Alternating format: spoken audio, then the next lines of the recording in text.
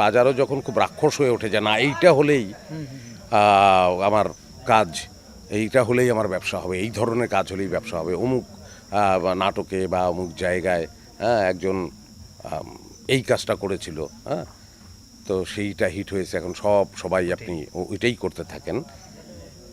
এইটা তখন হচ্ছে কি যে সে শিল্পের ব্যবসা করতেছে কিন্তু সে শিল্পকে ভালোবাসে না। একটা প্রবন্ধ ছিল সাহিত্যে খেলা, তো ওটার মধ্যে একটা কথা ছিল যে মনকে বাজারে পাঠিও না।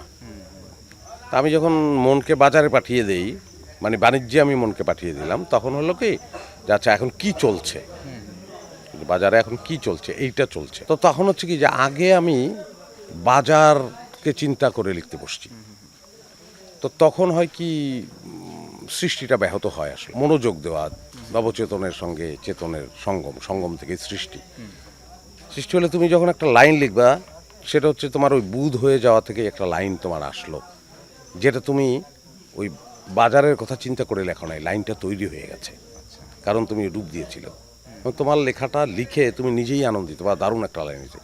তো উনি বলছে আনন্দ সংক্রামক, তুমি যদি আনন্দিত হও তাহলে সেই আনন্দ সংক্রামক সবার মধ্যে ছড়াবে, বাজারে দৌড়াদৌড়ি করার কিছু নাই।